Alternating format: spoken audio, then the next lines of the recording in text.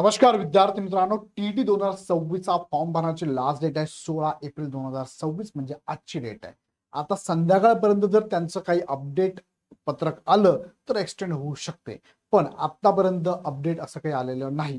So जास्त वाट बघण्यात काही अर्थ नाहीये. तुम्ही निर्णय घ्यायचा, तुम्हाला ठरवायचंय स्वतःला काय करायचंय. काही विद्यार्थी अजून थांबलेले आहेत, काही विद्यार्थ्यांच्या चुका झालेल्या आहेत. चुकांमध्ये त्यांचं ठरवायचंय की फॉर्म परत भरावा की राहू द्यावा. हा व्हिडिओ शेवटपर्यंत बघा आणि तुम्हाला तुमचा निर्णय घ्यायचा आहे, पण आज घ्यायचा आहे. अजून वेट करू शकता, पण वाढली तर ठीक आहे, नाही वाढली तर मात्र तुम्हाला रात्री 12च्या आत फॉर्म सबमिट करायचा आहे. ओके, सो या व्हिडिओमध्ये आपण समजून घेऊया टीईटी संदर्भात सगळ्या गोष्टी. जसं की इंडेक्सनुसार बघितलं तर फी भरताना तुम्हाला येणाऱ्या अडचणी त्याबद्दल सांगतो मी. फॉर्म पुन्हा कधी भरावा आणि कधी नाही भरावा, म्हणजे कोणत्या गोष्टी समजून घ्या, कोणत्या गोष्टी चुकीच्या आणि कोणत्या चुकीच्या नाही आहे.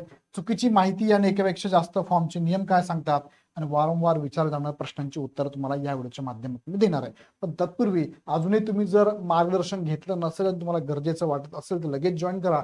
इग्नाइट अकॅडमीची द्रोणा 10.0 ची batch live plus record batch. ह्या बॅचमध्ये बुक्स आणि बॅग तुम्हाला घरपोच मोफतही आहे. जर तुमच्याकडे बुक्स आणि बॅग असेल तर तुम्ही ही बॅच घेऊ शकता. दोन्ही बॅचचे फीचर मात्र सारखे. खाली डिस्क्रिप्शनमध्ये ॲपची लिंक दिली आहे, ॲप डाउनलोड करा आणि हवी ती बॅच जॉईन करा. आता मुख्य मुद्द्याकडे तुम्हाला घेऊन जातो. बघा, फी भरताना येणाऱ्या अडचणी त्याबद्दल मी काल संध्याकाळी लाईव्ह सेशन घेतलं होतं. त्यामध्ये एका विद्यार्थ्यांनी मला सांगितलं होतं, सर आम्हाला पण अडचणी, आम्ही काय केलं.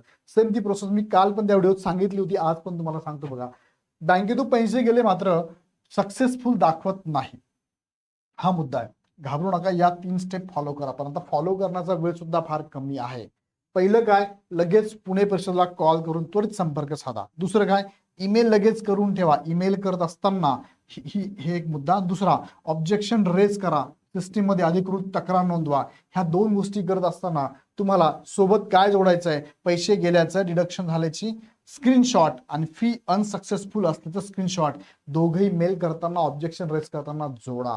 आणि विशेष, जर सपोज उदाहरण तुमच्या खात्यातून फीचे पैसे कापले गेले आणि फॉर्मवर अनसक्सेसफुल आले तर घाबरून पुन्हा फी न भरता आधी त्याचा स्क्रीनशॉट काढा आणि त्वरित ईमेल करा.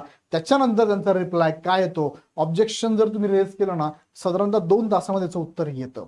नाहीच आलं तर मात्र शेवटी रिस्क आहे. थांबायचं की फॉर्म भरायचा हे तुम्हाला ठरवायचं, लक्षात घ्या.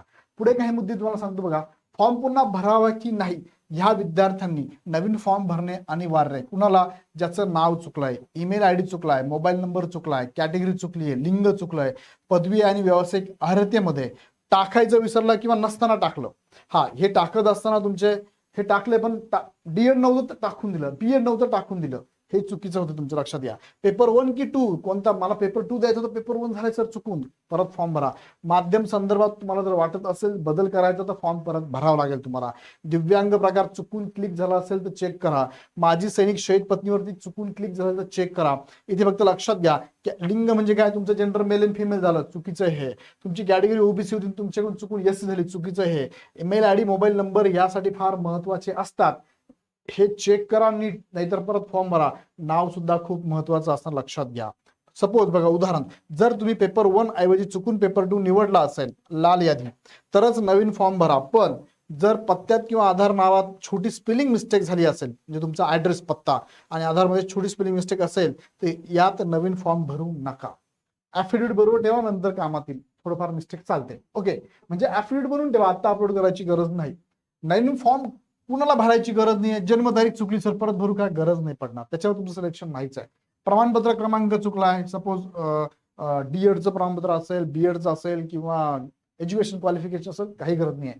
सीट नंबर चुकला, काही प्रॉब्लेम नाहीये. पासिंग डेट चुकली, काही प्रॉब्लेम नाही. मार्क्स पर्सेंटेज थोडेफार इकडे तिकडे झाले, काही प्रॉब्लेम नाही. मार्क्स किंवा पर्सेंटेज, जात प्रमाणपत्र नंबर आणि त्यावरील तारीख चुकली तुमची, काही प्रॉब्लेम नाही. पत्ता चुकला, काही प्रॉब्लेम नाही. सीजीपीए चुकले, काही प्रॉब्लेम नाही. पास्ट अपियर्ड हे केलं तुम्ही, काही प्रॉब्लेम नाही. चुकून सर मी अपेअर केलं, काही प्रॉब्लेम नाहीये. आधार नाव आणि नंबर यामध्ये जर बदल झाला असेल तुमचा, तर आता स्पेलिंग मिस्टेक असेल तर काही जास्त गडबड करायची गरज नाहीये. ऍफिडेविट तुम्ही बनवून ठेवा, नंतर लागेल तेव्हा द्यायचंय तुम्हाला. अपलोड केलेली कागदपत्रे, सही आणि अंगठा, बघा ते सही आणि अंगठा राहून गेले मला सर, काही प्रॉब्लेम नाहीये.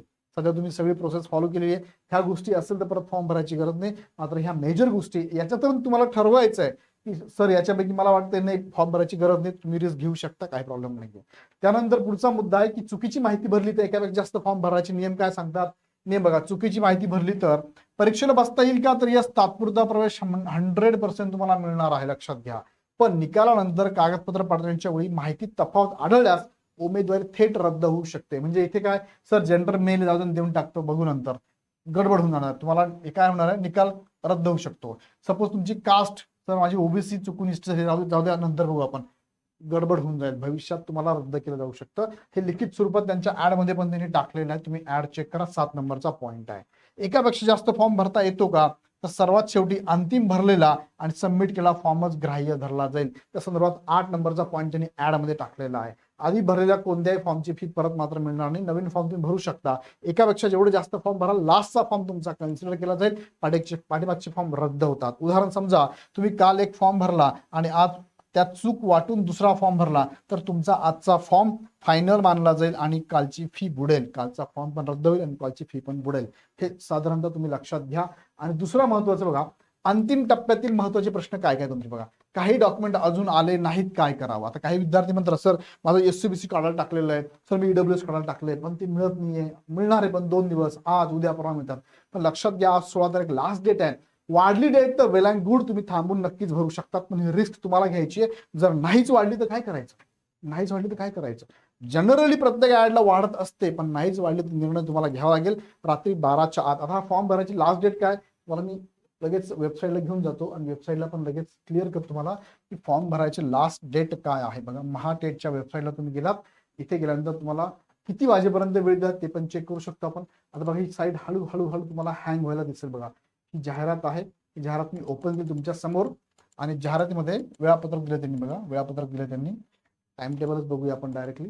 हे वेळापत्रक आहे.